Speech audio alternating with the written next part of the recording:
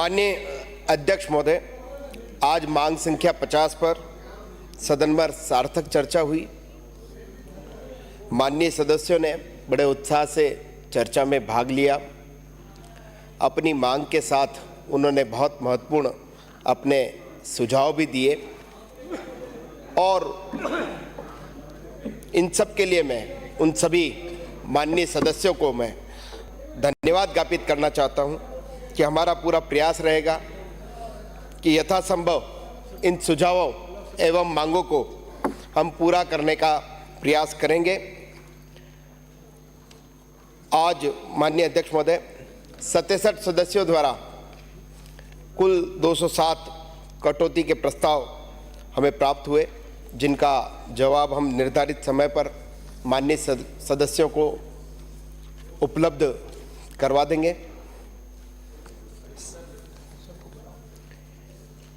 सहकारिता की बात हो रही है। सहकारिता का अगर कोई श्रेष्ठ उदाहरण हम देखना चाहें तो वो है मानव का शरीर, जिसका प्रत्येक अंग एक दूसरे को सहयोग देता है और सहयोग लेता है। यदि शरीर का प्रत्येक अंग अलग अलग कर दिया जाए तो शरीर की क्या स्थिति होगी हम कल्पना के नहीं कर सकते। उक्त शरीर की समस्त व्यवस्थाएं ईश्वर प्रदत्त है। ईश्वर की रचना में सहकारिता का स्पष्ट संदेश है। हमें इसे थोड़ा समझने की जरूरत है। अध्यक्ष महोदय,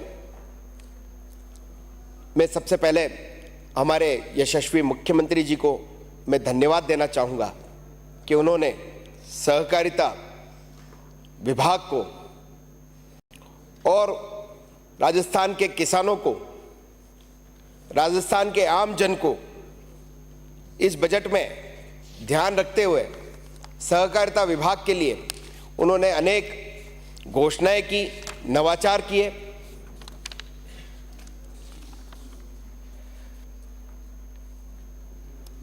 मैं इस अवसर पर हमारे देश के यशस्वी प्रधानमंत्री आदरणीय नरेंद्र मोदी जी को भी इस अवसर पर मैं धन्यवाद देना चाहूँगा कि उन्होंने 2021 में सहकारिता विभाग, जो कहीं ना कहीं कृषि विभाग के अंतर्गत आता था, उसको एक पृथक विभाग बना करके जो ये सहकारिता, जिस पे आज दिन भर बड़ी चर्चा हुई कि इतना महत्व का विभाग है, इस महत्व को समझने का काम अगर किसी ने किया है तो देश के यशस्वी प्रधानमंत्री आदरणीय मोदी जी ने किया है।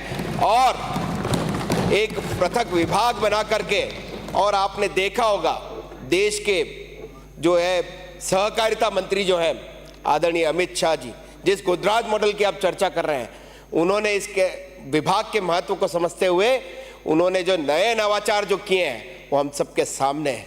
54 नए नवाचार ला करके कैसे हम इस कोऑपरेटिव सेक्टर को हम मजबूत कर सकते हैं, इसकी चिंता अगर किसी ने की है तो देश के प्रधानमंत्री मोदी जी ने और हमारे सहकारिता मंत्री आदरणीय अमित शाह जी ने की है। मैं राजस्थान के सहकारिता आंदोलन की भी इस अवसर पर चर्चा करना चाहूंगा। सहकारिता आंदोलन की स्थापना की तारीख भी अभी कुछ सदस्यों ने बताई कि इतना समय पुराना हो गया है, लेकिन मैं इस सदन में सबको ये बताना चाहूँगा कि गांव का गरीब, आदिवासी, किसान, हर जरूरतमंद व्यक्ति कहीं न कहीं इस डिपार्टमेंट से जुड़ा हुआ है। राजस्थान में अभी जिस तरह से चर्चा हो रही थी कि 41,000 सहकारी समितियाँ हैं और उसमें सीधे सीधे 1,35,00,000 लोग इस सहकारिता से जुड़े हुए हैं। और उनकी पूंजी की अगर बात करें तो केवल हिस्सा राशि ही 21,480 करोड़ रुपए है। और इनकी अगर कार्यशील पूंजी की अगर बात करें तो 1,01,37,096 करोड़ रुपए इसकी कार्यशील पूंजी में ये विभाग काम कर रहा है। इस विभाग के महत्व को हम यहीं से समझ सकते हैं कि लगभग 20% आबादी जो है प्रदेश की, वो कहीं ना कहीं कोऑपरेटिव डिपार्टमेंट से जुड़ी हुई है। मैं इस अवसर पर हमारे यशस्वी मुख्यमंत्री जी को मैं धन्यवाद देना चाहूँगा। अभी कुछ सदन में सदस्यों ने चर्चा की थी कि सहकारिता में नए लोगों को नहीं जोड़ा जाता है, उनको ऋण भी नहीं दिया जाता है, लेकिन इस बजट में आदरणीय मुख्यमंत्री जी ने जो किसानों को अल्पकालीन ज़रूरतें होती हैं उसके लिए उन्होंने इस बजट में 23,000 करोड़ रुपए की अल्पकालीन ऋण देने की घोषणा की। और साथ में जो अभी बेराराम जी अभी ओसिया से आने वाले विधायक जी कह रहे थे कि इसमें नए सदस्यों को नहीं जोड़ा जाता है, तो यहाँ हमारे मुख्यमंत्री जी ने 5 लाख नए सदस्यों को भी इस सहकारिता के इस आंदोलन से जोड़ने की उन्होंने घोषणा की है। और आपको सदन को मैं जानकारी भी देना चाहूँगा कि कल 24 तारीख तक लगभग 24 लाख किसानों को ऋण वितरण किया जा चुका है।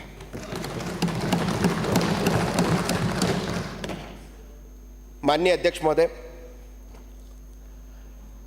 राज्य सरकार ग्रामीण परिवारों में और उनकी आय बढ़ाने के लिए, उनको आर्थिक रूप से मजबूत करने के लिए सदैव प्रयासरत है। माननीय मुख्यमंत्री जी स्वयं एक किसान परिवार से आते हैं। उन्होंने जो है स्वयं अपने उद्बोधन में भी ये कहा था कि मैं किसान परिवार से आता हूं, किस तरह से मैंने पशुपालन किया है। कल जब डूंगरपुर से आने वाले विधायक जी गणेश जी कह रहे थे कि इस बजट में कहीं इसकी चर्चा नहीं की गई है, तो मैं माननीय विधायक जी को बताना चाहूँगा कि हमारी सरकार ने लेखानुदान मांगों में ही राजस्थान के पशुपालकों को 1 लाख रुपए तक का बिना ब्याज का गोपाल क्रेडिट कार्ड 5 लाख नए किसानों को देने की इस बार के बजट में घोषणा की है, बिना ब्याज से। और उस राशि का उपयोग जो है वो चाहे से आप नए पशु अगर आप लेना चाहें, चाहे से केटल शेड जिसकी छाया की बात आप कर रहे थे वो आप अगर करवाना चाहें, चाहे से खेली का निर्माण करना चाहें या डेयरी संबंधित कोई कार्य अगर आप करना चाहते हैं तो उसके लिए आप उस राशि का उपयोग कर सकते हैं। इस गोपालन क्रेडिट कार्ड के लिए हमें शीघ्र ही हम उसके आवेदन भी हम उसके लिए स्वीकार करेंगे, आमंत्रित किए जाएंगे। मैं इस अवसर पर माननीय प्रधानमंत्री जी को भी धन्यवाद देना चाहूंगा कि उन्होंने गांव के गरीब किसान की चिंता की। अभी बहुत सारी बातें हो रही थी किसानों की, लेकिन आजादी के बाद पहली बार अगर किसी ने चिंता की है किसानों की तो देश के यशस्वी प्रधानमंत्री आदरणीय मोदी जी ने की। 2019 में उन्होंने किसान सम्मान निधि के नाम से आजादी के बाद पहली बार 3 किस्तों में 6,000 देने की घोषणा अगर किसी ने की है, सीधा उनके खाते में देने का काम अगर किसी ने किया है तो देश के यशस्वी प्रधानमंत्री आदरणीय मोदी जी ने किया है। आदरणीय मोदी जी के नक्शे कदम पर आगे बढ़ते हुए हमारे मुख्यमंत्री जी भी इससे पीछे नहीं रह रहे। उन्होंने भी अपने पहले इस बजट में किसानों को मुख्यमंत्री सम्मान निधि योजना के माध्यम से 2,000 प्रति वर्ष अपने बजट में प्रावधान करके और 1,400 करोड़ का प्रावधान इस साल राजस्थान के किसानों के लिए उन्होंने किया है। और 30 जून को टोंक में उन्होंने 65 लाख किसानों को 650 करोड़ की राशि सीधे उनके खाते में देने का काम हमारी सरकार ने किया है। हमारी सरकार जो कहती है वो करती है।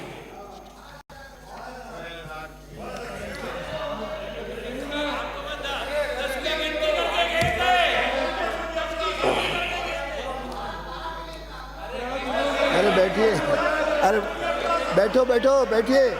चरणबद्ध रूप से उनको भी 12,000 तक ले जाएंगे हम,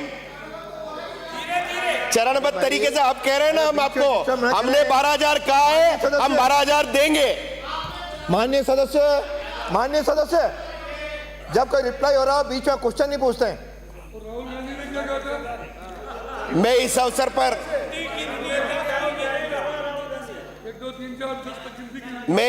पर माननीय अध्यक्ष महोदय, मैं इस अवसर पर हमारे राजाखेड़ा से आने वाले रोहित जी नहीं विराजने दिखते हैं, रायसिंह नगर से आने वाले सोहनलाल जी, वो भी इसकी चर्चा कर रहे थे। और कल रोहित जी ये बता रहे थे कि सहकारिता का बजट कम हुआ है, विभाग का बजट कम हुआ है, किसानों के लिए बजट कम हुआ है।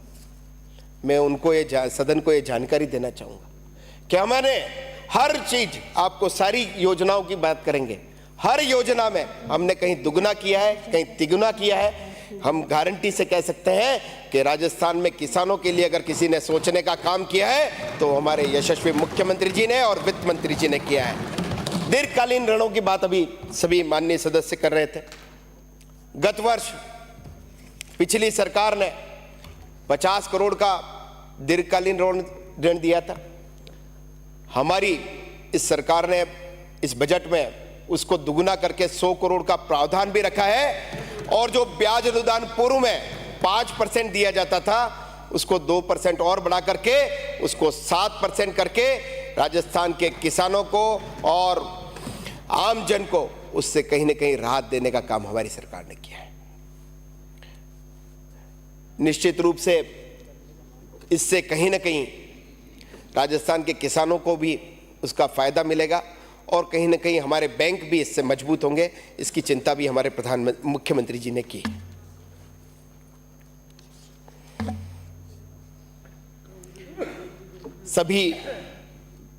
अभी माननीय सभी विधायकों ने ये मांग की कि नए गोदाम होने चाहिए, हमारे यहाँ भंडारण क्षमता बढ़नी चाहिए। इसकी भी चिंता हमारे माननीय मुख्यमंत्री जी ने, वित्त मंत्री जी ने इसमें बजट में प्रावधान रखा है। पिछले साल का जो ये आपका बजट था उसमें 100 मीट्रिक टन की ही गोदामों की घोषणा पिछली सरकार ने की थी। 100 गोदाम और 100 मीट्रिक टन तक हमने 100 से उस 100 मीट्रिक टन से बढ़ा करके हमने 500 मीट्रिक टन तक का गोदाम बनाए। और जो पिछली बार आपने 12 करोड़ का प्रावधान इन गोदामों के लिए रखा था उसको बढ़ा करके हमने 3 गुना करके उसको 35 करोड़ करने का काम हमारी सरकार ने किया है। अभी कस्टम हायरिंग सेंटर की भी बात भी आ रही थी। सभी प्रतिपक्ष के सदस्यों द्वारा भी ये कहा जा रहा था कि हमारे यहाँ भी कस्टम हायरिंग सेंटर खोले जाएं, गोदाम खोले जाएं। तो आपकी भी चिंता हमारी सरकार ने की है। और इस बार के बजट में 1000 नए कस्टम हायरिंग सेंटर, किसानों को कैसे अधिक से अधिक साधन उपलब्ध हो सके, संसाधन उपलब्ध हो सके और कैसे हमारा कोऑपरेटिव सेक्टर अगर मजबूत हो सके, इसकी चिंता करने का काम भी हमारी सरकार ने किया है।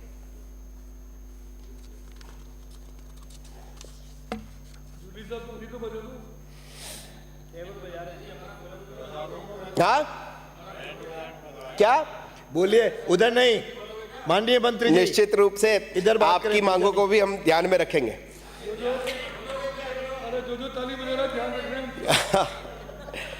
अध्यक्ष महोदय, हमारे कुछ माननीय सदस्यों ने इस तरह से बीच में बार बार बोलना है उचित नहीं है। अरे आप खड़े क्यों रहे हो? आपको 2 बार टोका मैंने। बैठिए, नहीं आए हो और आज सही। माननीय अध्यक्ष महोदय, ये बर्दाश्त नहीं करूंगा, मैं बता रहा हूं। भले पुराने हो, हमारे कुछ माननीय सदस्यों ने भी नहीं कर रहे। से तो बोलो, उत्तर आ रहा है, चुप। यहाँ कोई नहीं बोलेगा। माननीय अध्यक्ष महोदय, हमारे कुछ माननीय सदस्यों ने समितियों एवं अन्य स्तरों पर जो अनियमितताएं हुई है उनकी भी सभी ने चर्चा की। मैं सदन को यह जानकारी देना चाहता हूं कि हमने इन 6 महीनों में हर महीने समीक्षा करके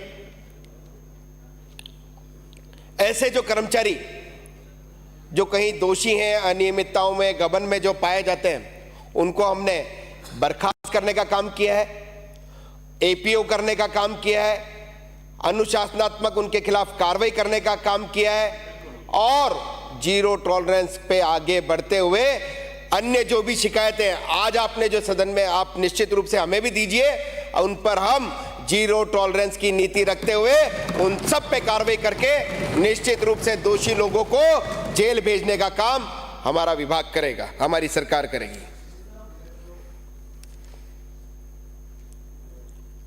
विभाग में अनियमितता की बात होती है, इसको दूर करने के लिए हम कार्रवाई तो करेंगे ही, साथ साथ में इसमें पारदर्शिता कैसे आए इसकी चिंता भी हमारी सरकार ने की है। हमने इसमें पूर्ण पारदर्शिता रहे इसके लिए पहले समितियों में सारे काम ऑफलाइन होते थे। हमने सारी समितियों को कंप्यूटराइजेशन करके कैसे वो जो समितियां हैं वो कंप्यूटराइजेशन से गोलाई पे आए और हमने आज दिनांक तक 1231 समितियों को गोलाई की स्थिति पे ला दिया है। अब उसमें अनियमितता की संभावना लगभग शून्य सी हो जाएगी।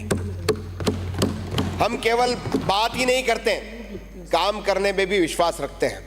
निश्चित रूप से आप जो ये बात कर रहे थे अनियमितताओं की, घोटालों की, लेकिन इन पैक्स और लैम्प्स में अभी घनश्याम जी ने भी इस विषय पर बात की थी कि हमारे वहाँ समिति में गणेश जी ने, सभी ने लगभग काफ़ी माननीय सदस्यों ने जो है इसमें कहा था कि हमारी समितियों में इस तरह से घोटाले हो जाते हैं, ये हो जाते हैं। लेकिन निश्चित रूप से ये जब सारी समितियाँ, और ये मैं गारंटी के साथ कह सकता हूँ कि हम जितनी भी प्रदेश में जितनी भी पैक्स है उन सबको हम कंप्यूटराइजेशन करके, उनको गो लाइव करके, उनको ऑनलाइन करके किसान को ये पता रहे, और हम ये साथ में उसको मैंडेटरी करेंगे कि किसान को उसके लेन देन के साथ में उसको पासबुक भी उपलब्ध कराई जाए और उसको सारा डेटा वो जब चाहे, अगर वो ई मित्र पे चाहे तो भी उसको मिल सके।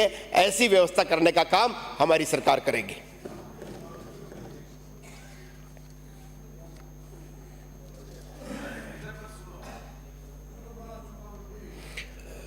अभी माननीय कुछ सदस्यों ने ये भी बताया कि व्यवस्थापक जो है पीडीओ से काम कर रहा है, उस पर किसी तरह की कोई लगाम नहीं है। मैं स्वयं एक सहकारी समिति का सदस्य हूं, लंबे समय से, फादर मेरे सहकारी समिति के लंबे समय तक अध्यक्ष भी रहे। मैं इस कोऑपरेटिव सेक्टर में बहुत लंबे समय से जुड़ा भी हूं, उसको बहुत अच्छे से गहराई से समझने का मैंने प्रयास भी किया है। ये जो समितियों में जिस प्रकार से गबन होते हैं, घोटाले होते हैं, अगर वहाँ का संचालक मंडल जो है अगर वो जागरूक होता है, वो अगर एक्टिव होता है, तो वो समिति, आप निश्चित रूप से वो समिति कहीं ना कहीं व्यापार में भी आगे होगी। वहाँ की समिति का हर काम जो है वो श्रेष्ठ भी होगा और उसमें किसी तरह की गबन और घोटाले की शिकायत नहीं रहेगी। इस दिशा में हम आगे बढ़ते हुए हमने ये प्रयास किया इस साल से कि ये जितने भी राजस्थान में जितने भी अध्यक्ष होते हैं, संचालक मंडल के जो सदस्य होते हैं, इनको थोड़ा सा नियमों और प्रक्रियाओं की जानकारी नहीं होती। इनको हम अपडेट करेंगे और एक क्वालिटी ट्रेनिंग देने का काम जो हमारा रायसेम जो है वो प्रशिक्षण देता है, संस्था जो है हमारी रायसेम संस्था, उसके माध्यम से हम इस साल हमने लक्ष्य रखा है 25,000 ट्रेनिंग दिवस, लगभग 25,000 लोगों को हम प्रशिक्षण दे करके, उनको नियमों और प्रक्रिया की जानकारी दे करके कैसे वो जागरूक होकर के अपने पैक्स और लैम्प्स को वो कैसे मजबूत कर सके, इसकी चिंता हमने की है।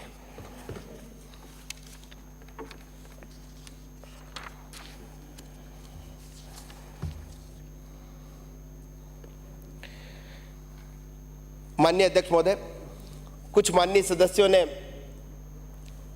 ये बताया कि ये जो गबन होते हैं, ये जो लेकुने हैं इस कोऑपरेटिव कोड में, इसमें भी कहीं ना कहीं सुधार करने की ज़रूरत है। जैसा कि मैं जयपुर में भी महसूस करता हूँ कि बहुत सारी गृह निर्माण सरकार की समितियाँ हैं जिसमें हम चाह करके भी बहुत कुछ नहीं कर पा रहे हैं। इस तरह से कानून में कहीं ना कहीं लेकुने रह गए।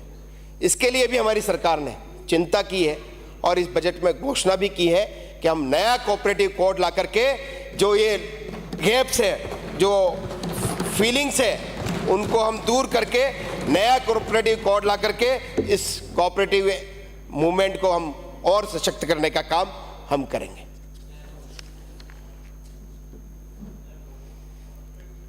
अभी सभी माननीय सदस्यों ने नए लैम्प्स और पैक्स खोलने की बात की। हमारा संकल्प है कि हम हर पंचायत मुख्यालय पर जो है सहकारी समिति का गठन करें और हर ब्लॉक पर हम महिला समिति का भी, महिलाओं को भी आगे रखते हुए उनके लिए भी हर ब्लॉक स्तर पे कोई न कोई एक समिति उनकी भी हो, पैक्स उनके लिए भी हो, ऐसा काम करने का काम हमने किया है। और हमारी सरकार बनने के बाद 51 नए महिला पैक्स बना करके उनको 3 लाख रुपए की जो इनकी हिस्सा राशि होती है उनको ट्रांसफर भी कर दी है और उन महिला समितियों को भी एक्टिव करने का काम हमारी सरकार ने किया है।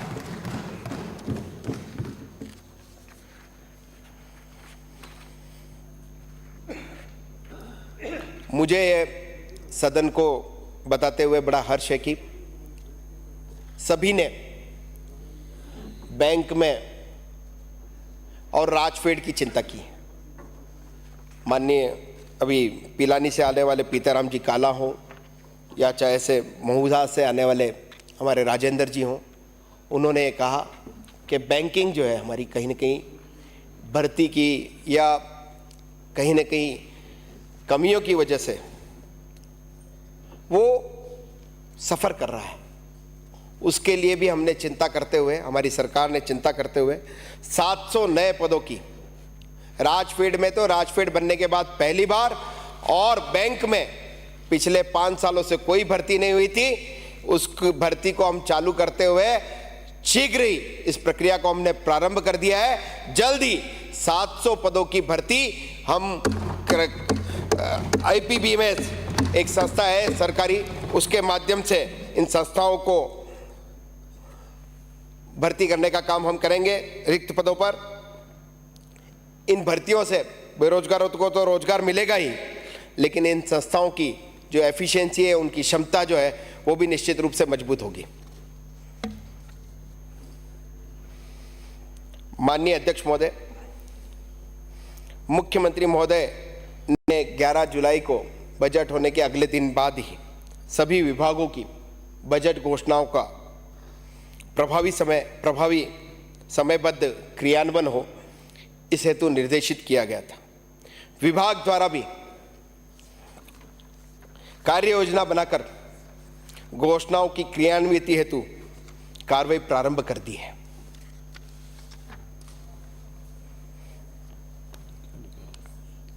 माननीय अध्यक्ष महोदय, मैं सदन को बताना चाहता हूं, अन्नदाता हमारी सरकार की प्रमुख प्राथमिकता है। हमारी सरकार किसानों के प्रति संवेदनशील है। किसानों को उनकी फसल का उचित मूल्य मिले, इसकी चिंता सरकार को है। अभी जैसलमेर से आने वाले छोटू सिंह जी ने और टोडा भीम से आने वाले घनश्याम जी ने भी न्यूनतम समर्थन मूल्य की बात की थी। हमारी सरकार बनने के बाद हमने मूंगफली, मूंग, सरसों, चना, इनकी लगभग 4,34,140 मैट्रिक टन हमने ये फसल खरीदी है और लगभग 2587 करोड़ रुपए का भुगतान हमने किसानों को कर दिया है। अभी कुछ माननीय सदस्यों ने इस खरीद में हुई कुछ अनियमितताओं की चर्चा की। कुछ पुराने जो प्रकरण है, चाहे से नाचना हो, रावला हो, ये अनियमितता की बात कर रहा हूं। ये नाचना, रावला और भी रतनगढ़ से आने वाले विधायक जी, उन्होंने भी 2 दिन पहले उसकी सदन में उसका प्रश्न रखा था। निश्चित रूप से इन तीनों जगह हमने वहाँ कमेटियाँ भी बना दी है। वैसे ये गड़बड़ियाँ तो पिछली सरकार में हुई थी, लेकिन मैं सदन को आश्वस्त करता हूँ कि निश्चित रूप से जो वाजिब किसान हैं उनको पैसा मिलेगा और जो दोषी अधिकारी हैं, कर्मचारी हों, उनको अनुशासनात्मक कार्रवाई करने का काम हमारी सरकार करेगी। और ये अनियमितता आगे से नहीं हो, इसकी चिंता भी हमने की है। जो समस्याएं हैं उनको हमने ऑब्जर्व किया है, जो गैप्स हैं उनको भी हमने समझने का प्रयास किया है। इनको हम ठीक करते हुए, चाहे से वो परिवहन में हो, चाहे से जो सेंटर्स गड़बड़ी करते हैं उन पे विशेष निगाह रखने की बात हो, इन सब कामों को करके हम कैसे किसानों को अधिक से अधिक राहत दे सकें, कैसे उनको उचित मूल्य में उनका हम उचित मूल्य पर हम उनका उचित समर्थन मूल्य पर उनकी हम खरीद कर सकें, इसकी चिंता करने का काम हमारी सरकार ने किया है। मैं निश्चित रूप से आश्वस्त करता हूं कि हम इसमें और कमी ला करके अधिक से अधिक हम इसमें समर्थन मूल्य पे खरीद भी करेंगे।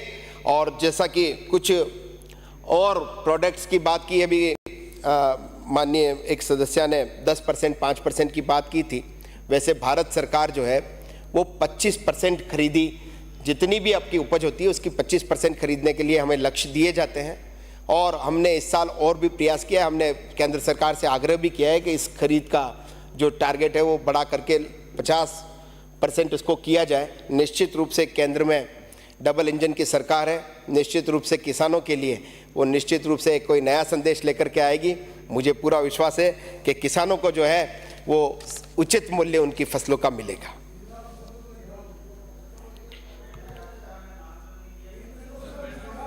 हाँ माननीय सूरजगढ़ से आने वाले विधायक जी आदरणीय श्रवण जी ने भी कल आयुर्वेद की चर्चा पर थोड़ी सी चिंता व्यक्त की थी। हमें जो है सारे, हाँ डॉक्टर श्रवण कुमार जी, उन्होंने चिंता की व्यक्त की थी कि ये उत्पाद जो है वो कहीं न कहीं रासायनिक खादों से होते हैं, इस तरह से होते हैं। हमारे सहकारिता विभाग ने इसमें भी चिंता की। हमने जवाहर कला केंद्र के इस शिल्प ग्राम में एक ही छत के नीचे हमने एक मसाला जो है गुणवत्तापूर्ण हमें मिले, इसके लिए एक मसाला मेले का हमने आयोजन किया और उसमें पूरे देश भर के जितने भी प्रोडक्ट्स हैं उन सबको यहाँ बुलाया और कैसे ऑर्गेनिक और जैविक पदार्थों का प्रचार प्रसार हो और जैविक खेती कैसे बढ़े, इसके लिए हमने यहाँ ऑर्गेनिक फूड फेस्टिवल भी आयोजित किया। और इस मसाला मेला के माध्यम से हमने एक जो जिस तरह से आप बता रहे थे गुणवत्तापूर्ण जो सामान है उनको कंज्यूमर्स को मिले, इसकी चिंता भी हमारे विभाग ने की है। माननीय अध्यक्ष महोदय, कुछ सदस्यों ने भंडार की चिंता भी की थी। सभापति महोदय, राजस्थान में कॉन्फेड के हर जिला पे भंडार हैं, उनकी दुकानें भी हैं। हम इस वर्ष ये जो जिस तरह से प्रोडक्ट की बात कर रहे थे, गुणवत्तापूर्ण हमें वस्तुएं मिलें, जिस तरह से ये नकली सामान जो मिलता है, ये मिलावट वाला जो सामान मिलता है, हम ये प्रयास करेंगे कि हमारे भंडार में हर जिला स्तर पर इस तरह का भंडार का हम मॉडर्नाइजेशन करके, रिलायंस है, हम आज जब देखते हैं 10 से 15 सालों पहले निश्चित रूप से कोई जो है भंडार से कोई खरीदी करता था तो उसको ये लगता था कि मैं कहीं अच्छी चीज़ लेकर के आ रहा हूँ।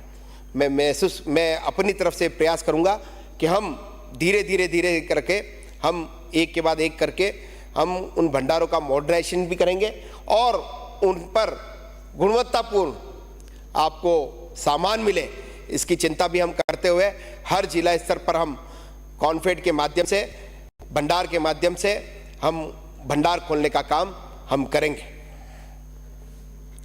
और इस सहकारिता के इस आंदोलन को हम मजबूत करने की दिशा में हम आगे बढ़ेंगे। कुछ माननीय सदस्यों ने और भी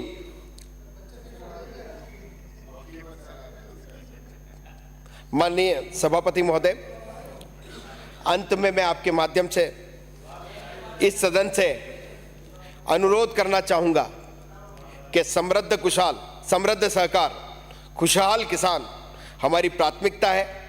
सहकारिता के विकास के लिए हम राजनीति से ऊपर उठकर सभी का सहयोग हम लेकर कैसे इस सहकारिता के इस आंदोलन को हम मजबूत करें, इसके लिए इस सदन में हम सब मिलकर के प्रयास करें।